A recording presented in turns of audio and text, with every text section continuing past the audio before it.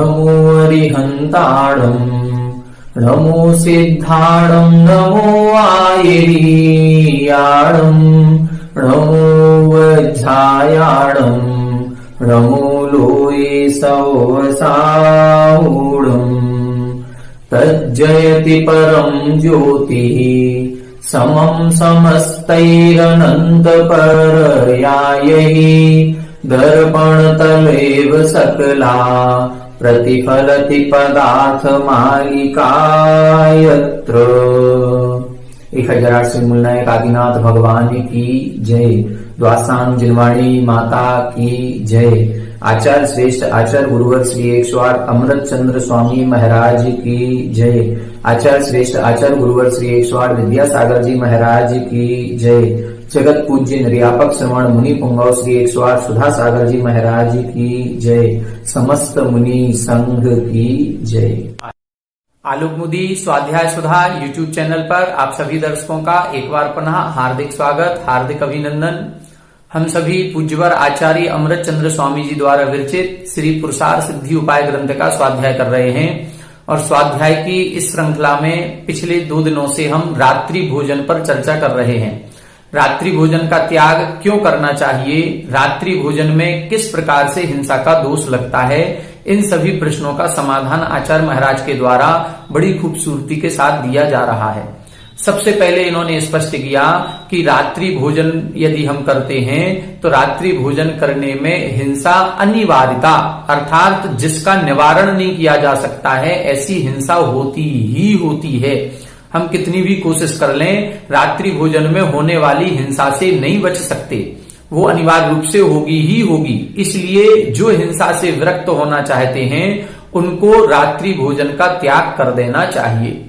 फिर इन्होंने कहा था कि जो राग द्वेष आदि की तीव्रता होती है, इस राग द्वेष आदि की तीव्रता के कारण से ही हम किसी वस्तु का त्याग नहीं कर पाते हैं। वास्तव में तो भोजन हम चाहे दिन में करें चाहे रात्रि में भोजन करें, हमें भोजन करने में जो राग होता है उस राग की तीव्रता के कारण से हिंसा लगती ही लगती है।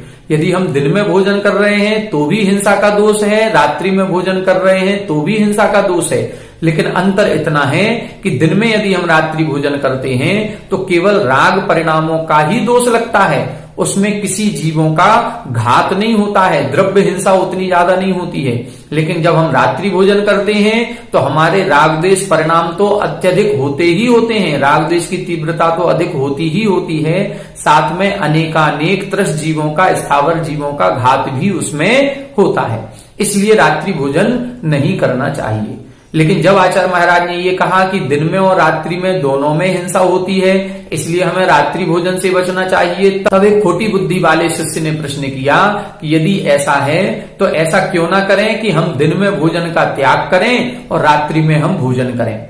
तब आचार्य महाराज ने इसका उत्तर दिया कि ऐसा नहीं करना चाहिए। क्यों? क्योंकि दिन में भोजन करने की अपेक्षा से रात्रि भोजन करने में अधिक राग होता है, राग द्वेष आदि भावों की तीव्रता होती है। उदाहरण दिया जैसे अन्न कवलस्य अर्थात जो हम अनाज का भोजन करते हैं, एक तरफ यदि हम अनाज का भोजन रख दें और एक तरफ यदि हम मांस के टुकड़े रख दें, मांस भोजन रख दें और फिर हमसे कहा जाए कि तुम्हें भूख लग रही है, बताओ तुम क्या खाना चाहते हो, और यदि हमारा मांस भक्षण के प्रति भाव जा रहा है तो निश्चित रूप से उसमें राग की अधिकता होगी ही होगी। जैसे अन्न के भोजन में, अनाज के भोजन से अधिक मांस के भोजन में हिंसा अधिक होती है, राग भाव अधिक होता है, उसी प्रकार से दिन में भोजन करने की अपेक्षा से रात्रि में भोजन करने में हिंसा भाव अधिक होता है, राग द्वेष अधिक होता है। जितना जितना राग द्वेष अधिक अधिक होगा उतनी उतनी हिंसा का दोष भी अधिक अधिक लगेगा ही लगेगा। आचार्यों ने तो यहां तक कहा है कि जो रात्रि में भोजन करता है वो रात्रि में भोजन अपने आप में एक मांस का भक्षण ही है, वो रात्रि में भोजन नहीं कर रहा है, वो मांस भक्षण ही कर रहा है। रात्रि में हम पानी नहीं पी रहे हैं, हम रात्रि में खून रक्त आदि पी रहे हैं। क्यों? क्योंकि रात्रि में इतने सारे सूक्ष्म जीवों का घात होता है। तब जाकर के एक प्रश्न खोटी बुद्धि के द्वारा फिर से होता है कि क्यों ना हम ऐसा करें कि रात्रि में यदि हम दीपक के प्रकाश में या लाइट जला करके या मरकरी आदि जला करके बहुत प्रकाश में आकर के बैठें और फिर वहां पर हम भोजन करें तो उसमें क्या दोष है। तब इसका समाधान आगे आचार्य महाराज कह रहे हैं। आइए पहले श्लोक का उच्चारण करते हैं, फिर इसका अपन अर्थ समझने का प्रयास करेंगे। अर्कालोकेन विना, अर्कालोकेन विना भुञ्जानः परिहरेत् कथं हिंसाम्, भुञ्जानः परिहरेत् कथं हिंसाम्। अपि बोधितः प्रदीपे, अपि बोधितः प्रदीपे भोज्यजुषां सूक्ष्म जीवानां, भोज्यजुषां सूक्ष्म जीवानां। अर्कालोकेन विना, अर्कालोकेन विना भुञ्जानः परिहरेत् कथं हिंसाम्, भुञ्जानः परिहरेत् कथं हिंसाम्। अपि बोधितः प्रदीपे, अपि बोधितः प्रदीपे भोज्यजुषां सूक्ष्म जीवानां, भोज्यजुषां सूक्ष्म जीवानां। एक बार आप लोग उच्चारण करें। अर्कालोकेन विना भुञ्जानः परिहरेत् कथं हिंसाम्। अपि बोधितः प्रदीपे भोज्यजुषां सूक्ष्म जीवानां। अर्कालोकेन विना भुञ्जानः परिहरेत् कथं हिंसाम्। अपि बोधितः प्रदीपे भोज्यजुषां सूक्ष्म जीवानां। देखें, अब यहाँ पर अर्थ देखते हैं। यहाँ पर पहले प्रश्न भी उठाया गया और उसका समाधान भी यहाँ पर दिया गया। प्रश्न क्या उठाया जा रहा है कि जैसे हमने पिछली कक्षाओं में पढ़ा था कि सूर्य के प्रकाश में भोजन करना चाहिए। सूर्य के प्रकाश में क्यों? क्योंकि सूर्य के प्रकाश की किरणों में एक ऐसी सामर्थ्य होती है, ऐसी शक्ति होती है, उनकी अल्ट्रावायलेट किरणें होती हैं कि उन किरणों की उपस्थिति में सूक्ष्म जीवों की उत्पत्ति नहीं हो पाती है। और जैसे ही सूर्य डूब जाता है और उन अल्ट्रावायलेट किरणों की उपस्थिति इस पृथ्वी पर कम हो जाती है, तब जाकर के सूक्ष्म जीवों की उत्पत्ति होने लगती है। और जब हम सूर्य के प्रकाश में भोजन न करके रात्रि में अंधकार में भोजन करेंगे तो निश्चित रूप से उन सूक्ष्म जीवों की हिंसा का दोष हमें लगेगा। अब प्रश्न उठता है कि यदि सूर्य का प्रकाश नहीं हुआ तो क्या हुआ? हम अंधेरे में भोजन थोड़ी कर रहे हैं। हम अंधेरे में नहीं करेंगे, हम लाइट जला करके करेंगे, हम उजाले में करेंगे, हम अपनी स्वयं की आंखों से भी देखेंगे और चश्मा लगा करके भी देखेंगे, जिसमें सूक्ष्म जीवों को हम देख करके और फिर आराम से शोध करके भोजन करेंगे। इसमें क्या आपत्ति है? तब यहां पर उसका उत्तर दिया जा रहा है। देखें, अर्कालोकेन विना, अर्क आलोकेन विना। अर्क, अर्क का मतलब होता है सूर्य और आलोक का मतलब होता है प्रकाश। सूर्य के प्रकाश के बिना, जब सूर्य का प्रकाश नहीं हो ऐसे रात्रि के समय में, तो सूर्य के प्रकाश के बिना भुञ्जानः, जो भोजन करता है वो कथम हिंसाम परिहरेत्, वो हिंसा को कैसे दूर करेगा। आचार्य महाराज का कहना यह है कि आप भले ही तर्क दो कि हम सूर्य के प्रकाश के बिना दीपक के उजाले में भोजन करेंगे, लेकिन सूर्य के प्रकाश के बिना भुञ्जानः, भोजन करने में होने वाली जो हिंसा है, उस हिंसा को कथम परिहरेत्, कैसे दूर करेगा। कैसे? अपि बोधितः प्रदीपे, भले ही प्रदीपे यानी दीपक को, बोधिता यानी जला दिया गया हो, दीपक के प्रकाश से हमें सब कुछ दिखाई दे रहा है। बोध का मतलब होता है ज्ञान होना, तो दीपक के प्रकाश से हमें पदार्थों का ज्ञान हो रहा है, सब कुछ दिखाई दे रहा है। लेकिन सब कुछ दिखाई देने पर भी भोज्यजुषाम सूक्ष्म जीवानाम, भोजन में मिले हुए, भोज्यजुषाम जो भोजन में मिल चुके हैं, ऐसे सूक्ष्म जीवानाम, ऐसे सूक्ष्म जीवों की हिंसा को कथम परिहरेत्, कैसे दूर किया जा सकता है, अर्थात नहीं किया जा सकता। हम सभी यदि दीपक के प्रकाश में या लाइट के प्रकाश में भोजन करते हैं तो जो बड़े जीव जंतु होंगे वो तो हमें दिख जाएंगे, उनको तो हम फिर भी अलग कर सकते हैं, लेकिन जो सूक्ष्म जीव हैं, ऐसे सूक्ष्म जीव तो वो भोजन के साथ एक मेक हो जाते हैं और ऐसे जीवों के हिंसा से हम नहीं बच सकते। उसमें हिंसा का भी दोष लगेगा और मांस भक्षण का भी दोष लगता है। यहां तक कि मुनिराज लोग कहते हैं कि हमें रात्रि में भोजन नहीं करना चाहिए और रात्रि में बने हुए भोजन को भी नहीं करना चाहिए। अभी तो हम क्या कह रहे हैं, रात्रि में भोजन नहीं करें, लेकिन अब आजकल होने क्या लगा है, जैसे हम लोगों के यहाँ शादी पार्टियां होती हैं, तो एक अपने यहाँ प्रमाण सागर जी महाराज श्री के द्वारा बहुत पहले एक अभियान छेड़ा गया था कि दिन में शादी, दिन में भोज। हम दिन में ही शादी करेंगे, दिन में ही भोजन करेंगे, हम रात्रि में भोजन नहीं ना करेंगे और ना करवाएंगे। लेकिन जितनी भी शादियां दिन में भी होती हैं, उनका जो भोजन बनता है वो एक दिन पूर्व रात्रि में ही बनता है। बड़े बड़े फंक्शन जितने होते हैं उनमें रात्रि में ही भोजन बनाया जाता है। दिन में ही बनाएं और दिन में ही खिलाएं, ये संभव ही नहीं हो पाता है।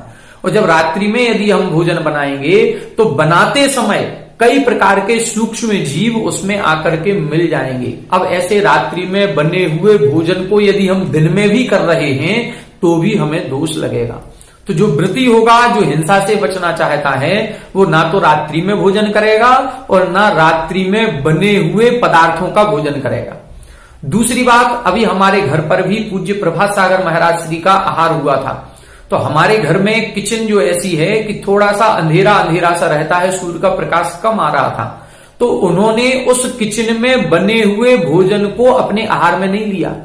हम लोगों ने एक बाहर के कमरे में भी गैस रख लिया था और अंदर भी रखा किचन में भी, लेकिन जो बाहर का जो भोजन बनाया गया था उसको उन्होंने ग्रहण किया, जो अंधेरे में बनाया गया उसको भी ग्रहण नहीं किया। आजकल कई घर ऐसे हो चुके हैं जिन घरों में सूर्य का प्रकाश अंदर तक नहीं जाता है, किचन तक नहीं पहुंचता है। और यदि सूर्य का प्रकाश नहीं जा रहा है, भले ही हम दिन में भोजन बना रहे हों, लेकिन बना तो अंधेरे में रहे हैं। यदि सूर्य का प्रकाश नहीं पहुंच रहा है तो वो अंधेरा है और वो रात्रि के समान ही है। और ऐसे अंधेरे में बने हुए भोजन में भी वही दोष लगेगा जो रात्रि के बने भोजन में लगता है, जो रात्रि के भोजन करने में लगता है। जब पूज्य प्रभात सागर जी महाराज श्री का आहार हमारे यहाँ हुआ, उसके बाद फिर हमने एक दीवार को फोड़ करके बड़ी सी खिड़की उसमें बनवाई, जिससे अब हमारी किचन में भी अच्छा उजाला आने लगा।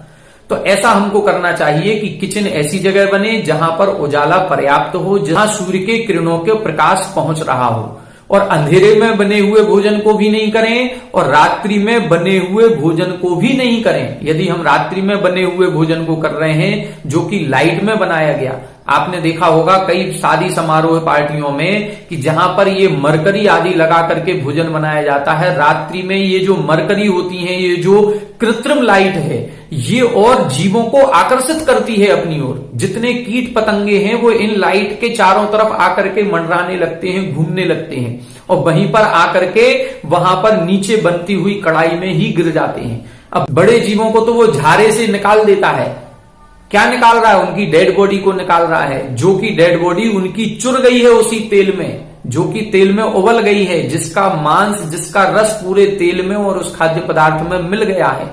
ऐसे भोजन को हम कर रहे हैं और कितने सारे सूक्ष्म जीव मर जाते हैं, उनका तो कोई हिसाब ही नहीं है।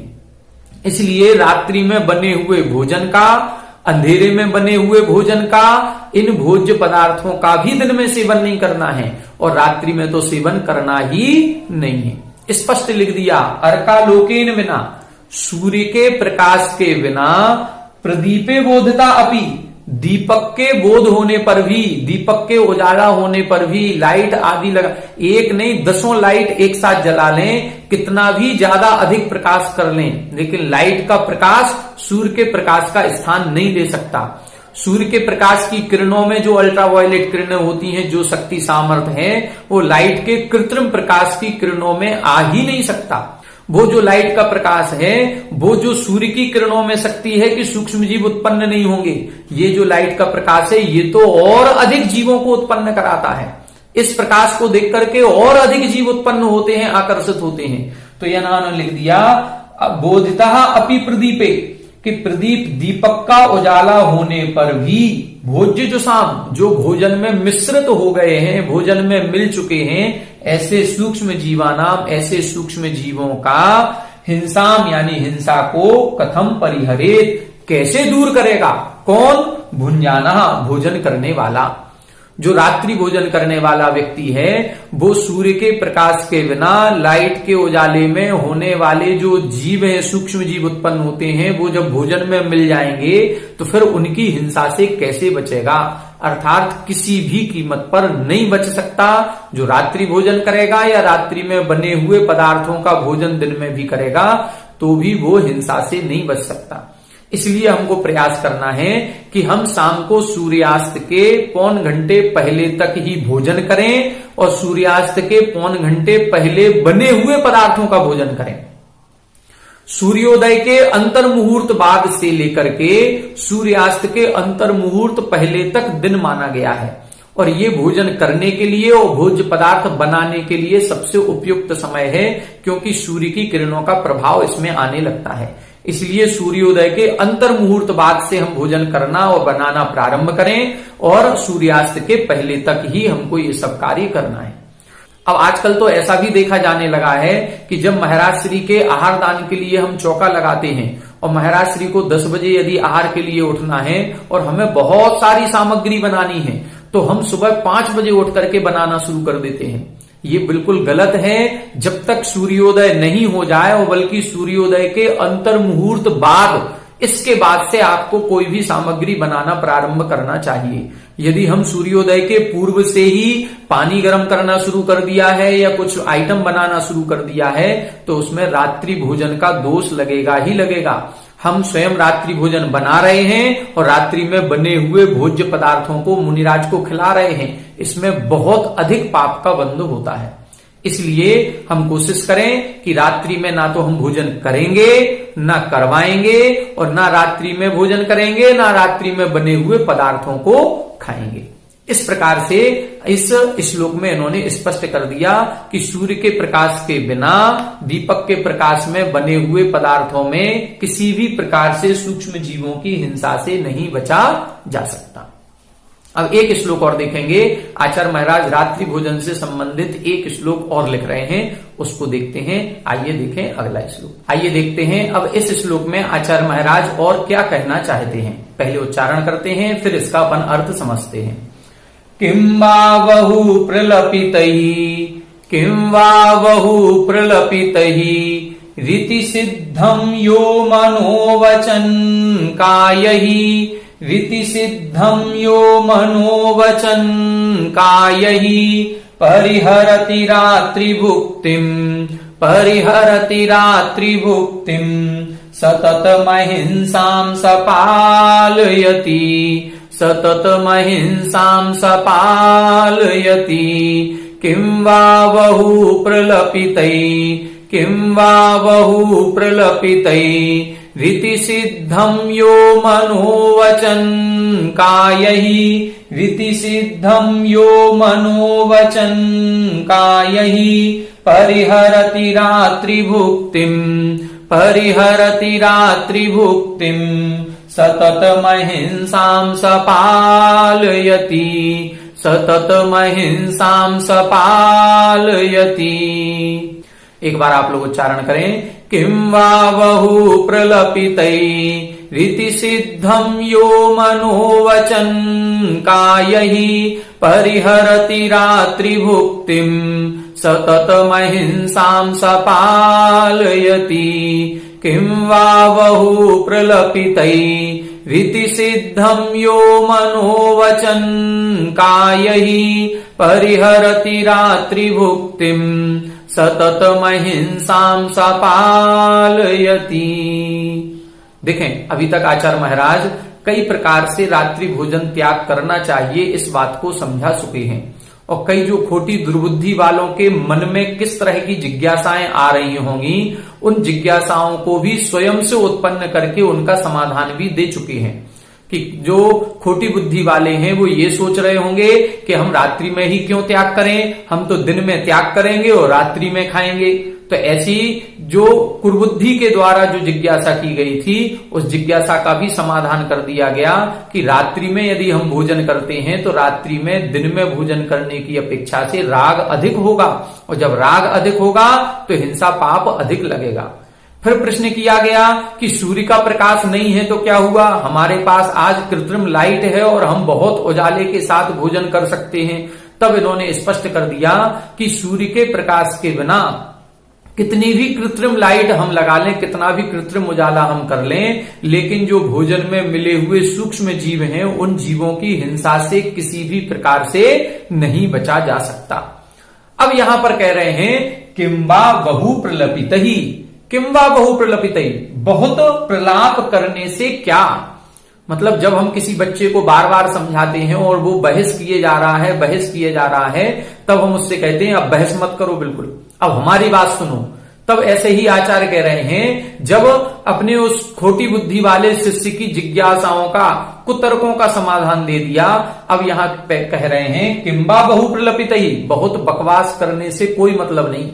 अब तो सीधी सीधी एक बात सुने कि रीति सिद्धम, ये सिद्ध हो गया है, यो मनोवचन का यही, कि जो व्यक्ति मन से, वचन से और काय से, मनोवचन का यही, मन वचन और काय के द्वारा, यो यानी जो, परिहरति रात्रि भुक्तिम, जो रात्रि भुक्तिम यानी रात्रि भोजन को परिहरति त्याग कर देता है।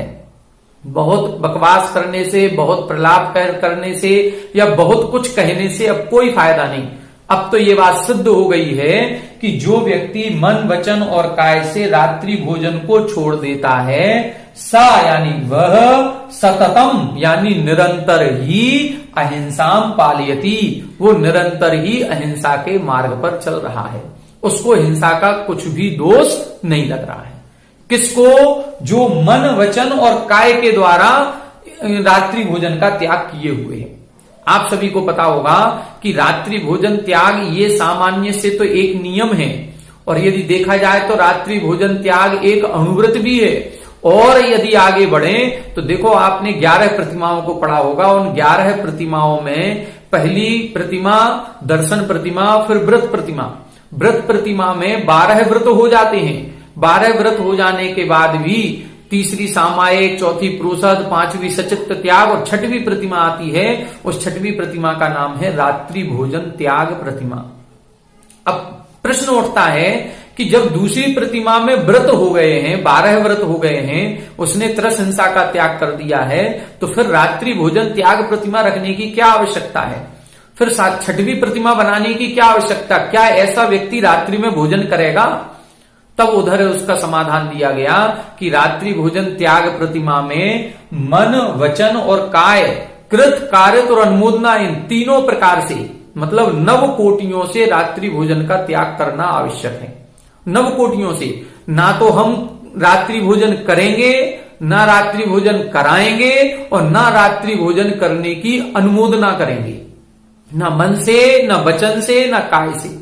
कई बार हमारे घरों में ऐसा हो जाता है कि रात्रि में कोई मेहमान आ जाते हैं, तो हम तो नहीं रात्रि भोजन करते हैं, लेकिन उनके लिए नाश्ते की प्लेट जरूर लगाएंगे, उनके लिए चाय दूध के लिए जरूर पूछेंगे, उनके लिए जो नाश्ता लेकर के आए हैं, अब उनके लिए जो हमने भोजन कराया है, तो ये कार्य तो हो गया, हम कृत से तो नहीं किए, लेकिन कार्य तो हो गया। और यदि मान लो हमने नहीं किया, हम नहीं थे उस घर में, या हमने नहीं किया, लेकिन अपने घर में जो अन्य सदस्य थे, बहू है या कोई बेटा है, और उसके द्वारा यदि हमने परोसगारी करवा दिए, तो फिर ये अनुमोदना हो गई। यदि उसने कर दिया और हमने कहा चलो बहुत अच्छा हुआ जो हम नहीं थे और तुमने उनको भोजन करा दिया, यदि भोजन बिना भोजन करे वो यहां से जाते तो कैसा लगता? तो क्या रात्रि में भोजन यदि हमने उनको करा दिया और आप कह रहे हैं बहुत अच्छा किया, तो ये अनुमोदना हो गई।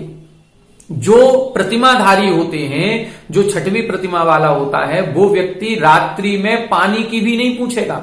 यदि सूर्यास्त के बाद कोई मेहमान या कोई घर के भी सदस्य कोई पानी के लिए मांगेंगे, या कोई मेहमान आ जाता है, तो उसके लिए पानी भर के देना तो दूर की बात, पूछेंगे भी नहीं, कहेंगे भी नहीं कि यहाँ ये फ्रिज रखा है, यहाँ बोतल रखी है, यहाँ जग रखा है, ये गिलास रखा है, आप भर करके पी लो, ये कहेंगे भी नहीं। ना तो स्वयं पिएंगे, ना भर करके देंगे, और ना इशारे आदि करेंगे कि आप पी लीजिए। कोई मेहमान आएगा तो खड़े खड़े चला जाएगा, लेकिन उसके लिए खाने पीने की नहीं पूछेंगे। यदि कोई और अपने घर के सदस्य उसको भर करके दे देते हैं, कोई उसका स्वागत सम्मान कर देते हैं, तो भी वो अनुमोदना नहीं करेगा कि ये तुमने बहुत अच्छा किया, हम तो कर नहीं सकते, तुमने कर दिया, ये बहुत अच्छा किया, नहीं करेंगे। तो इस प्रकार से कृत कारत अनुमोदना और मन वचन काय इन नव कोटियों से ये सिद्ध हो गया कि जो इन नव कोटियों से रात्रि भुक्तिम परिहरति, जो रात्रि भोजन का त्याग करता है वो सततम अहिंसाम पालयति, वो निरंतर ही अहिंसा का पालन कर रहा है। होना ही चाहिए। सूर्यास्त के बाद आजकल हम लोग क्या करने लगे हैं, रात्रि भोजन का त्याग करते हैं तो रात्रि में केवल अन्न के बने हुए भोजन का त्याग कर देते हैं। बाकी फरार आइटम, केले की चिप्स है, अब ये जो है मूंगफली की बर्फी है या कोई और मावे के मिष्ठान आदि हैं, ये सारे आइटम हमारे रात को भी चलते रहते हैं। रात्रि को हम दूध फल आदि ये लेते रहते हैं। यदि ये हमारा ले रहे हैं तो उसमें भी हिंसा का दोष लगेगा। केवल हम किस हिंसा से बच गए हैं, हम अन्न में जो उत्पन्न होने वाले जीव हैं उन हिंसा से बच गए हैं, लेकिन वास्तविकता में जो खाने पीने में जो हिंसा हो रही है वो तो हो ही रही है। तो होना क्या चाहिए, होना तो ये चाहिए कि हम सूर्यास्त के अंतर मुहूर्त पहले से ही चारों प्रकार के आहार जल का त्याग कर दें। खाद्य, स्वाद्य, लेह्य और पेय, इन चारों प्रकार के। हम इलायची भी नहीं खाएंगे कि रात्रि में आपने यदि इलायची का दाना भी ले लिया तो ये स्वाद के अंतर्गत आ जाएगा। हम कोई दूध पानी भी नहीं पिएंगे। तो चारों प्रकार के आहार जल का त्याग होना चाहिए। अब हम यदि सूर्यास्त के अंतर मुहूर्त पहले से नहीं कर सकते हैं तो अपनी एक लिमिटेशंस जरूर बनाएं। हम अपने पूर्व जीवन को देखें कि अभी तक हम मान लो 30 साल के हो गए, 40 के हो गए, 50 के हो गए, इन 50 सालों में हमने कितने बजे के बाद कुछ नहीं खाया। यदि हम रात्रि के 9 बजे के बाद नहीं खाते हैं तो रात्रि के 9 बजे तक का नियम ले लें। हम यदि ऑफिस से दुकान से 8 बजे आ जाते हैं तो 1 घंटे बाद तक का नियम ले लें कि हम अब 9 बजे तक भोजन करेंगे, 9 बजे के बाद हम आहार पानी कुछ भी ग्रहण नहीं करेंगे, ऐसा नियम लिया जा सकता है। इसको हम रात्रि भोजन का त्याग नहीं कहेंगे, ये रात्रि भोजन का त्याग नहीं है, लेकिन फिर भी कुछ ना कुछ हमने नियम लिया है और 9 बजे के बाद तो हम त्यागी कहलाएंगे। तो पानी आदि का भी त्याग कर सकते हैं। रात्रि में हम खाना तो नहीं खाएंगे, हम रात्रि में खाना तो हम शाम को अपने सूर्यास्त के पहले खाएंगे, लेकिन पानी आदि, पानी दूध हम रात्रि में 9 बजे तक लेंगे या हम 10 बजे तक लेंगे या हम 8 बजे तक लेंगे। इस प्रकार का नियम होना चाहिए। हमें भी सौभाग्य मिला कि पूज्य आचार्य गुरुवर से आज से लगभग 5-6 साल पहले हमने 10 बजे तक का नियम लिया था कि 10 बजे के बाद चारों प्रकार के आहार जल का त्याग। और अभी पुनः सौभाग्य प्राप्त हुआ पूज्य आचार्य गुरुवर के पास कुंडलपुर जाने का, और कुंडलपुर में इतनी भीड़ होने के बाद भी उनके चरणों तक पहुंचने का सौभाग्य मिला। तो फिर उनके चरणों में पहुंच करके एक संयम को हमने भी ग्रहण किया कि उस 10 बजे तक का जो चारों प्रकार के आहार जल का त्याग था उसको घटा करके अब 8 बजे तक का कर दिया कि 8 बजे के बाद किसी भी प्रकार से चारों प्रकार के आहार जल का त्याग, कोई भी आहार ग्रहण नहीं करेंगे, ना खाद्य, ना स्वाद्य, ना लेय, ना पेय। अब इसको और कम करना है, आगे देखते हैं जैसी सामर्थ्य, जैसी अनुकूलता बनेगी, आगे जाकर के इसको सूर्यास्त तक लेकर के आना है। तो आप सभी भी कोशिश करें कि हम कहीं ना कहीं एक लिमिटेशंस जरूर बनाएं। यदि अभी तक नहीं बनाई है तो अब आगे बनाने का प्रयास करें। 9 बजे तक, 10 बजे तक, 8 बजे तक अपने घर की अनुकूलता, अपनी परिस्थितियों को देखते हुए कि हम रात्रि में चारों प्रकार के आहार जल का हम त्याग कर सकें। एक समय निश्चित करें जिसके बाद हम पानी का भी त्याग कर दें। यदि नहीं कर पा रहे हैं, समय निश्चित नहीं हो रहा है, तो कम से कम जब हम बिस्तर पर सोने जाते हैं तो बिस्तर पर सोने के पूर्व 9 बार नमोकार मंत्र पढ़ के और ये भावना भाएं कि हे भगवान, जब तक मैं सो रहा हूं तब तक के लिए मेरा सभी प्रकार के आहार जल का त्याग है। अब जब तक सो रहे हैं जब तक का त्याग हो गया। मान लो अब रात में 3 बजे नींद खुली और प्यास लगने लगी तो 3 बजे अब आप जाग गए हैं, अब आप सो नहीं रहे हैं, अब जाग गए हैं। आपका नियम क्या था, जब तक हम सो रहे हैं तब तक का त्याग। तो यदि सोते समय, जब तक आप जागे नहीं हैं, सोते समय कोई घटना दुर्घटना हो जाती है और हमारा मरण हो जाता है तो हमारा त्याग पूर्वक मरण कहलाएगा। और त्याग पूर्वक मरण होने से हमको देवगति की प्राप्ति होगी, सदगति हमारी होगी। देखें, एक आचार्य गुरुवर ने एक बार प्रवचन में एक कहानी सुनाई थी लोमड़ी की। एक लोमड़ी थी जिसने ऐसे ही पूज्य गुरुवर का किसी का प्रवचन सुन करके उसके भाव हुए कि हम रात्रि में भोजन नहीं करेंगे। एक लोमड़ी त्रियंच है, उसने भी नियम लिया। और एक बार क्या हुआ, उसने कुछ अपना आहार पानी ग्रहण किया होगा और उसको पानी लेने के लिए एक बावड़ी में नीचे उतरना पड़ा। और बावड़ी जो थी वो बहुत नीचे गहराई में जाकर के उसका पानी था, वो नीचे उतर करके गई। और उतर करके जब नीचे पहुंची तो उसको लगा कि इधर तो बहुत अंधेरा हो गया, और अंधेरा समझ करके उसने पानी नहीं पिया। वो फिर ऊपर आई, ऊपर आकर के देखा कि अरे यहां तो अभी उजाला है। वो फिर से नीचे गई, नीचे जाकर के फिर अंधेरा दिखा। वो ऐसे ऊपर नीचे होती रही, लेकिन उसने अंधेरे में पानी नहीं पिया। और उस अंधेरे में पानी नहीं पीने के कारण से, प्यास के कारण उसका मरण हुआ और उसकी सदगति हुई। अब बताओ, जब एक लोमड़ी इस प्रकार का नियम ले सकती है, एक त्रियंच इस प्रकार का नियम ले सकता है कि हम अंधेरे में चारों प्रकार के आहार जल का त्याग करते हैं, वो उसने पानी भी नहीं पिया। भोजन करना तो बहुत दूर की बात है, बावड़ी में पानी पीने गई थी। तो जब एक त्रियंच के साथ ऐसा नियम हो सकता है, तो हम लोग तो मनुष्य हैं, सब कुछ समझ रहे हैं, और अब तो पुरुषार्थ सिद्धि उपाय जैसे महान ग्रंथ का स्वाध्याय कर रहे हैं। आचार्य अमृतचंद्र स्वामी जैसे महान आचार्य की वाणी को सुन रहे हैं, केवली भगवान की वाणी को सुनने का सौभाग्य हमको मिला है। तो कुछ ना कुछ संयम हमारे जीवन में आना ही चाहिए। हम भोजन नहीं छुड़वा रहे हैं, यहां पर भोजन त्याग करने की बात नहीं कही गई है। भोजन खूब करें, लेकिन रात में ना करके दिन में करें, सूर्य के प्रकाश में करें, सूर्य के प्रकाश में बने हुए पदार्थों का भोजन करें। इस प्रकार से इस श्लोक में इन्होंने पूरा सार प्रस्तुत कर दिया है कि किंबा बहु प्रलपित ही, बहुत बकवास करने से, बहुत प्रलाप करने से या बहुत कहने से अब कोई मतलब नहीं है।